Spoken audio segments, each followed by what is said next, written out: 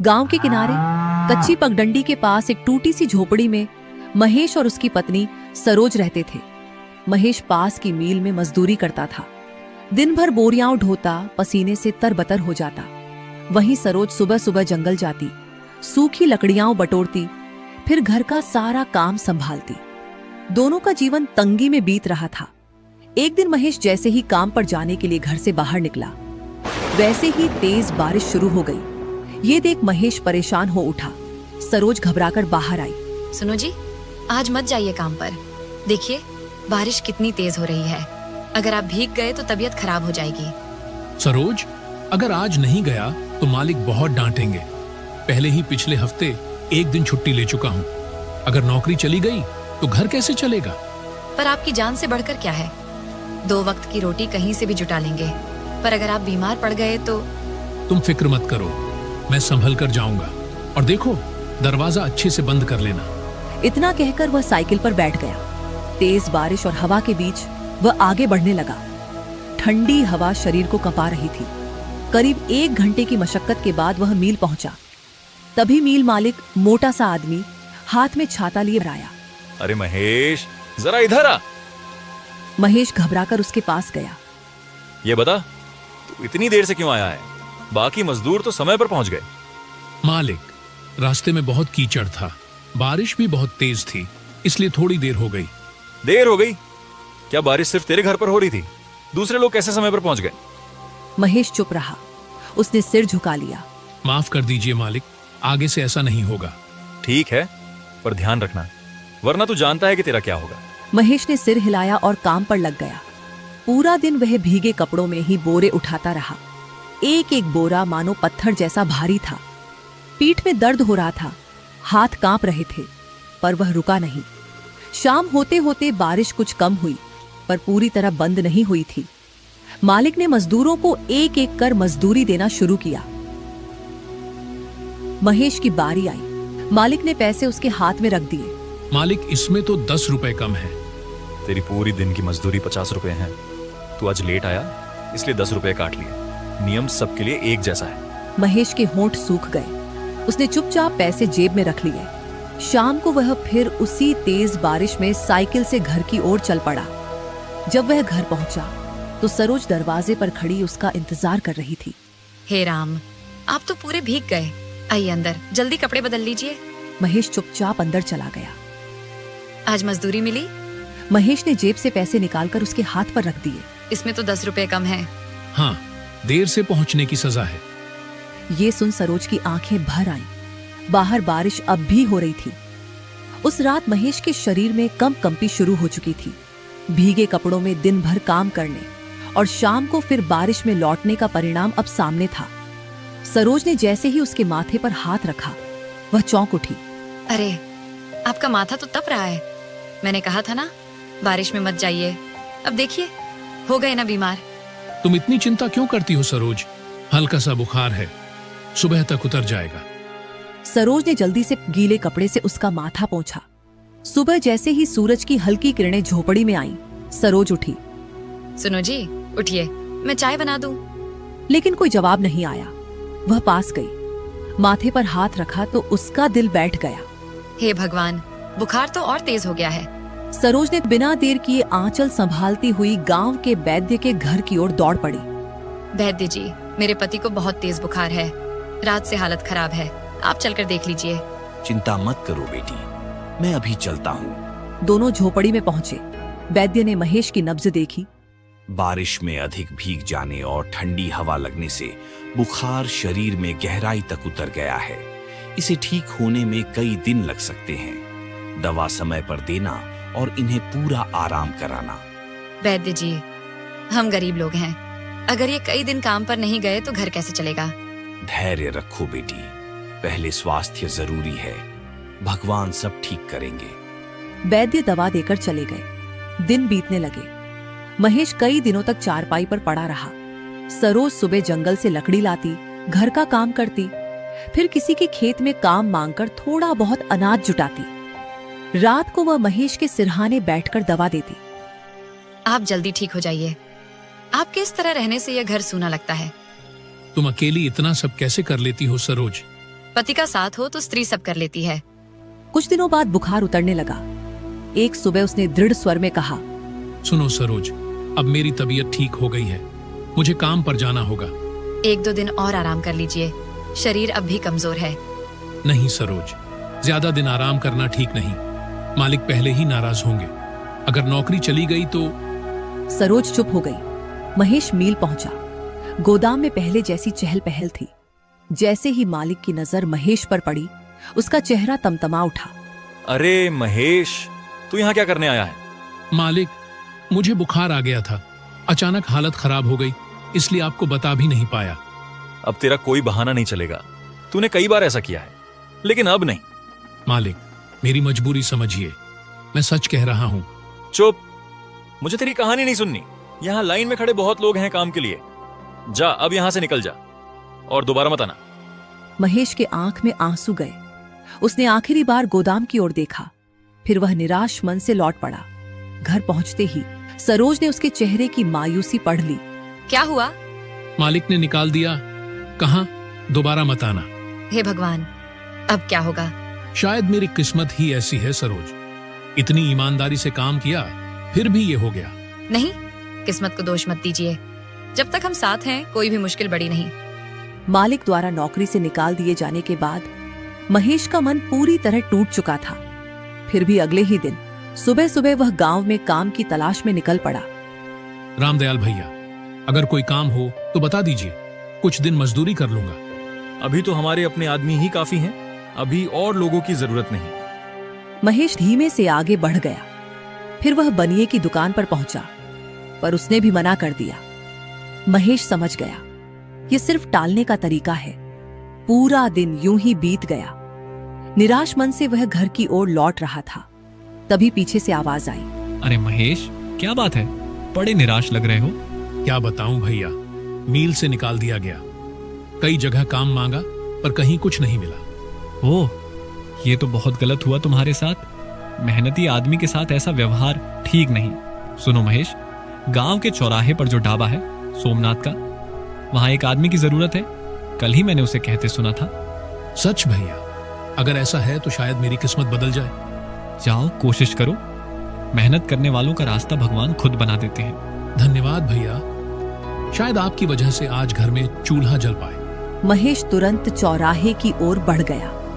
चौराहा हमेशा चहल पहल से भरा रहता था। सुनिए भैया, मैंने सुना है कि यहाँ काम के लिए एक आदमी की जरूरत है। हाँ, जरूरत तो है, पर काम आसान नहीं है। मेहनत करनी होगी और साफ सफाई का खास ध्यान रखना होगा। आप चिंता मत कीजिए भैया, मैं जी जान लगाकर काम करूंगा। मुझे बस एक मौका चाहिए। ठीक है, कल से काम पर आ जाना। धन्यवाद भैया, मैं समय से पहले पहुंच जाऊंगा। महेश खुशी खुशी घर लौटा। क्या हुआ जी? कहीं काम मिला? हाँ सरोज, चौराहे के ढाबे पर काम मिल गया, कल से जाना है। हे भगवान, तेरा लाख लाख शुक्र है। चलो, हाथ मुंह धो लीजिए, खाना तैयार है। अगली सुबह महेश बिना देर किए ढाबे पर पहुंच गया। सोमनाथ पहले से मौजूद था। अरे, आ गए महेश। अच्छा है, समय के पाबंद लगते हो। सुनो, तुम्हारा काम है ग्राहकों को ठीक से खाना खिलाना, मेजों की सफाई करना और बर्तनों को चमका कर रखना। पर ध्यान रहे, किसी भी ग्राहक की कोई शिकायत नहीं होनी चाहिए। आप बेफिक्र रहिए मालिक, मैं पूरी लगन से काम करूंगा। दिन भर महेश इधर उधर दौड़ता रहा। मेज साफ की, पानी परोसा, रोटियां पहुंचाई और बाद में बर्तन मांजे। शाम तक उसका शरीर थककर चूर हो गया था। रात को सोमनाथ ने मजदूरी के साथ कुछ बचा हुआ खाना भी दे दिया। ले जाओ, घर पर काम आएगा। घर पहुंचते ही सरोज ने दरवाजा खोला। आ गए जी? कैसा रहा पहला दिन? काम थोड़ा ज्यादा था, पर मन को सुकून है। अब लगता है फिर से कुछ कर पाऊंगा। देखो, आज कुछ सब्जी भी लाया हूं। सरोज की आंखों में खुशी झलक उठी। दोनों बैठकर साथ खाना खाने लगे। अगली सुबह महेश फिर समय से पहले ढाबे पर पहुंचा। अब वह पूरे मन से काम में जुट गया। तभी सोमनाथ ने उसे पास बुलाया। सुनो महेश, मुझे थोड़ी देर के लिए घर जाना है। तुम ग्राहकों का ठीक से ध्यान रखना। मैं कुछ ही देर में लौट आऊंगा। ठीक है मालिक, आप निश्चिंत होकर जाइए, सब संभाल लूंगा। सोमनाथ चला गया। अब पूरे ढाबे की जिम्मेदारी महेश पर थी। वह तेजी से काम में लग गया। कुछ देर बाद एक पतला दुबला कमजोर सा आदमी ढाबे के पास आकर खड़ा हो गया। सुनो भैया, कल से कुछ नहीं खाया है, अगर हो सके तो थोड़ा सा खाना दे दीजिए, भगवान आपका भला करेगा। महेश ठिठक गया। सुनो भाई, ये ढाबा मेरा नहीं है, मैं भी यहाँ नौकर हूँ, मैं यूं ही खाना नहीं दे सकता। आदमी की आंखों में आंसू आ गए। ऐसा मत कहिए भैया, 2 निवाले से आपके यहाँ क्या कमी आ जाएगी, भूख बहुत तेज लगी है, दया कीजिए। एक प्लेट खाने से क्या ही फर्क पड़ेगा, भूखे को खिलाना तो पुण्य का काम है। ठीक है भाई, आप बैठ जाइए, मैं आपके लिए खाना लाता हूँ। महेश ने एक प्लेट में रोटी और सब्जी परोसी और उसके सामने रख दी। वह आदमी ऐसे खाने लगा जैसे कई दिनों से भूखा हो। भैया, अगर थोड़ा और मिल जाए तो। ठीक है, अभी लाता हूँ। उसने आधी प्लेट और दे दी। आदमी ने पेट भरकर खाना खाया। भगवान आपका भला करे। महेश के मन में संतोष था। उसी समय सोमनाथ लौट आया। उसने आते ही एक नजर ढाबे पर डाली। उसे अंदाजा हो गया कि आज खाना कुछ ज्यादा खर्च हुआ होगा। कुछ देर बाद बाकी ग्राहक पैसे देकर चले गए। सोमनाथ बैठकर हिसाब लगाने लगा। अचानक उसका चेहरा सख्त हो गया। सुनो महेश, यहाँ 2 प्लेट खाने के पैसे कम हैं, ये कैसे हुआ? मालिक, अभी एक भूखा और कमजोर आदमी आया था, वह बहुत विनती कर रहा था, मैंने उसे 1 प्लेट खाना दे दिया। ये सुनते ही सोमनाथ का चेहरा लाल हो गया। अबे, तूने ये ढाबा अपने बाप का समझ रखा है क्या, जो मुफ्त में खाना बांट रहा है? मालिक, मैंने पहले मना किया था, पर वह बहुत गिड़गिड़ाने लगा, मुझसे देखा नहीं गया।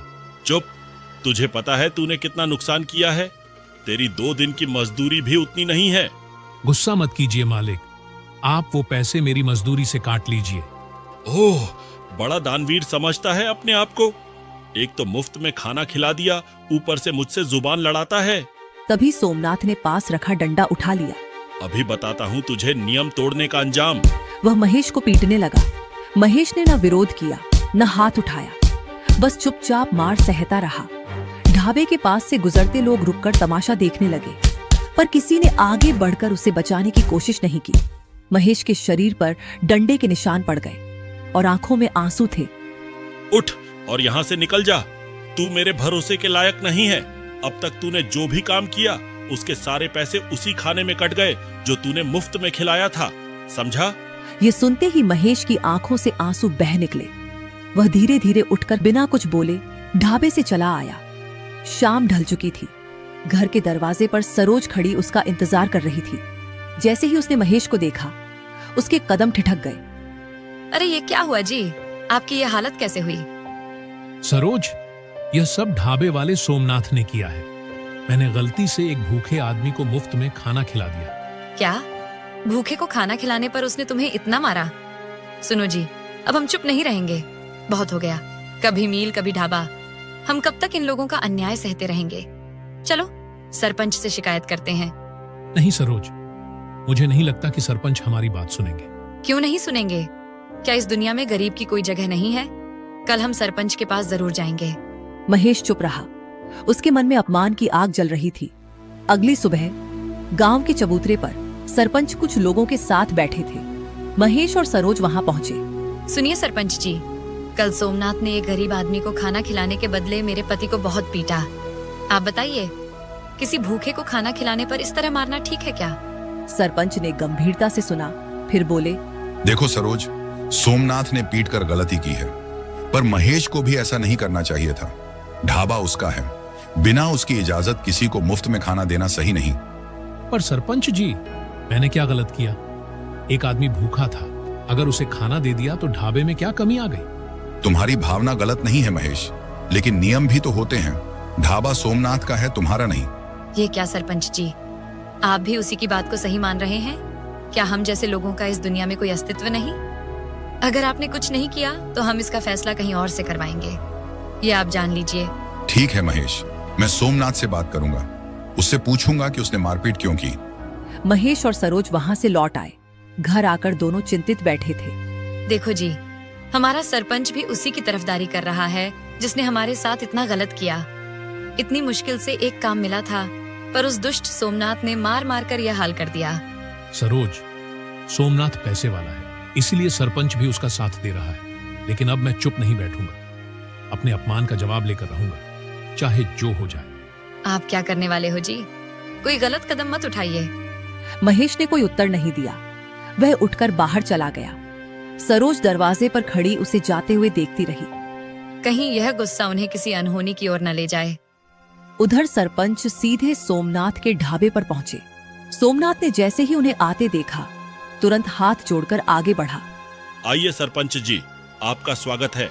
बताइए कैसे आना हुआ? सोमनाथ, तूने महेश के साथ ऐसा व्यवहार क्यों किया? वह तेरे यहाँ काम करता था। उसने बस एक गरीब को खाना खिला दिया, बदले में तूने उसे बुरी तरह पीट दिया। सरपंच जी, आप ही बताइए, मेरे ढाबे पर रोज कितने लोग आकर मुफ्त में खाने की बात करते हैं। अगर मैं सबको खिलाने लगूं तो मैं खुद कंगाल हो जाऊंगा। मैंने यहाँ कोई लंगर नहीं लगाया है जो हर किसी को मुफ्त में खिलाता रहूं। देख सोमनाथ, समझाने का भी एक तरीका होता है। महेश को तू आराम से समझा सकता था। मारपीट करने की क्या जरूरत थी? गांव वाले सवाल उठाएंगे तो जवाब मुझे देना पड़ेगा। अब आगे किसी के साथ ऐसा किया तो मैं बर्दाश्त नहीं करूंगा।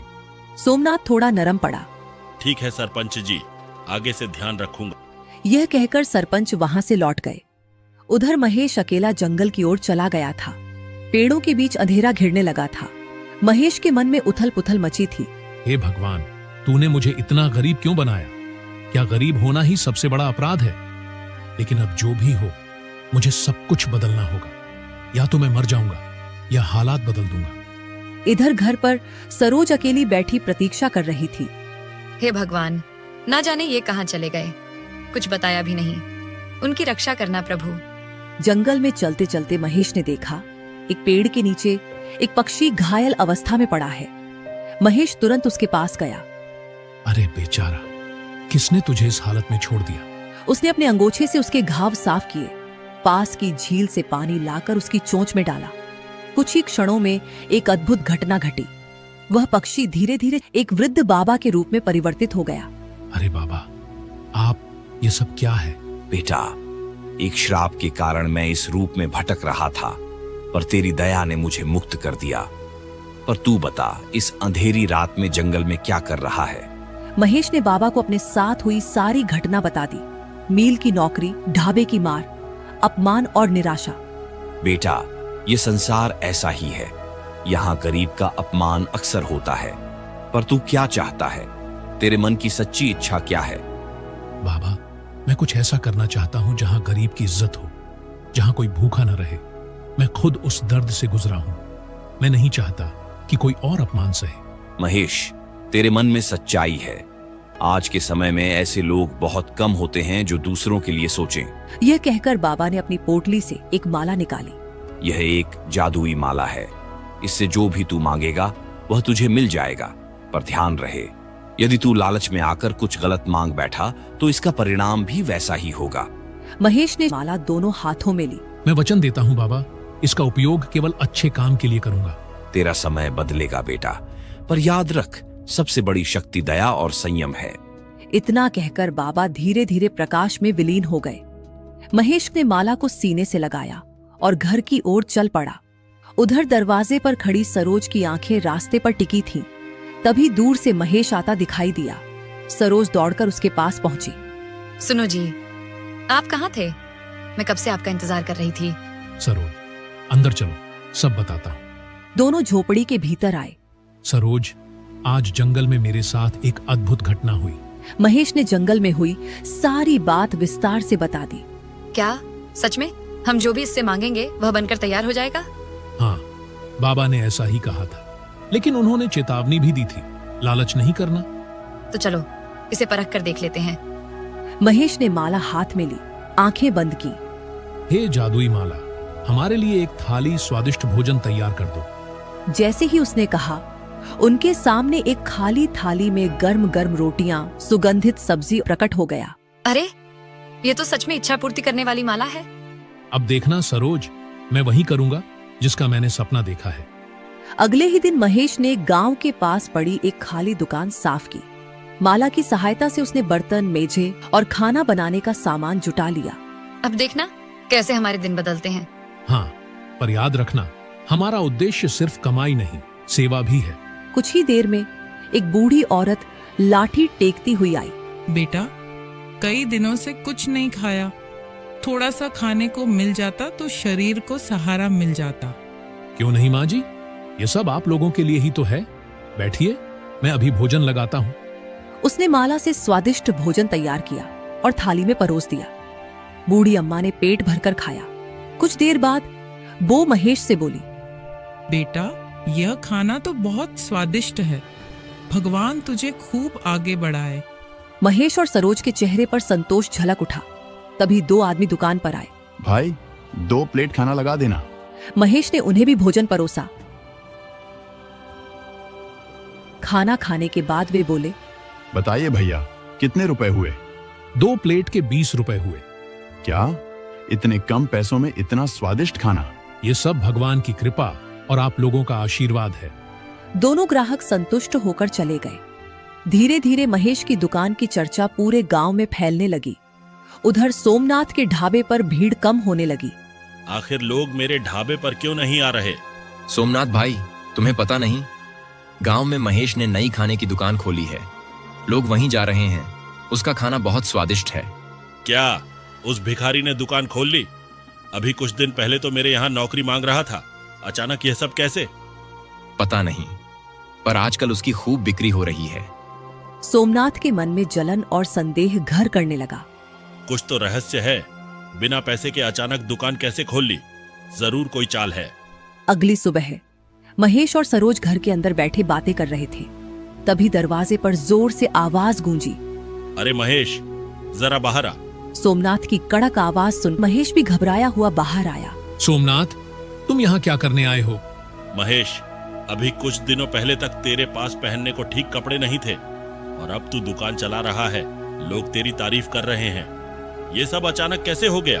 कुछ नहीं सोमनाथ, ये सब भगवान की कृपा है और मेरी मेहनत है। अबे, मेहनत तो तू सालों से कर रहा था, लेकिन ऐसा चमत्कार कभी नहीं हुआ। सीधी तरह बता दे, वरना याद है ना पिछली बार क्या हुआ था? महेश का चेहरा पीला पड़ गया। उसे पुरानी बेइज्जती याद आ गई। डरते हुए महेश ने बाबा द्वारा दी गई जादुई माला की सारी कहानी सुना दी। ओह, तो ये राज है। चल, हमें भी दिखा वो माला। महेश उन्हें अंदर ले गया। कमरे के कोने में रखी छोटी सी अलमारी से उसने माला निकालकर दिखाई।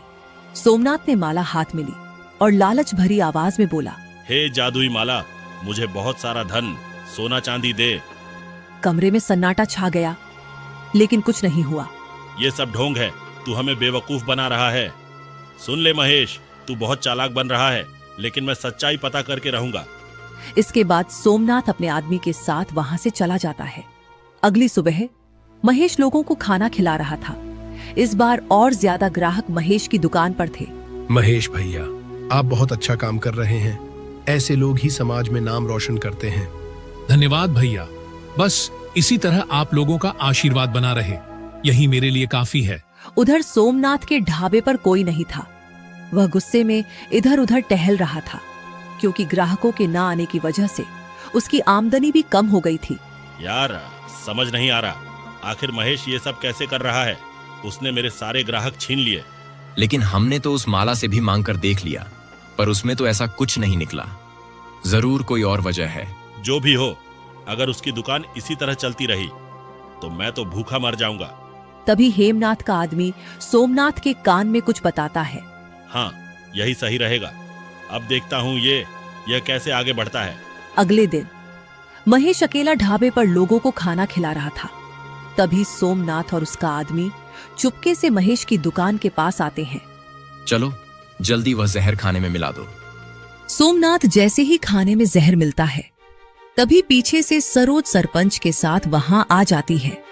रुक जा सोमनाथ, मैंने तुझसे कितनी बार कहा था कि गलत रास्ता छोड़ दे, लेकिन तू नहीं माना। मुझे माफ कर दो सरपंच जी, जलन के कारण मैंने यह सब किया। महेश की तरक्की देखी नहीं गई मुझसे। नहीं, अब बहुत हो चुका। ऐसे आदमी को यूं ही छोड़ देना ठीक नहीं है।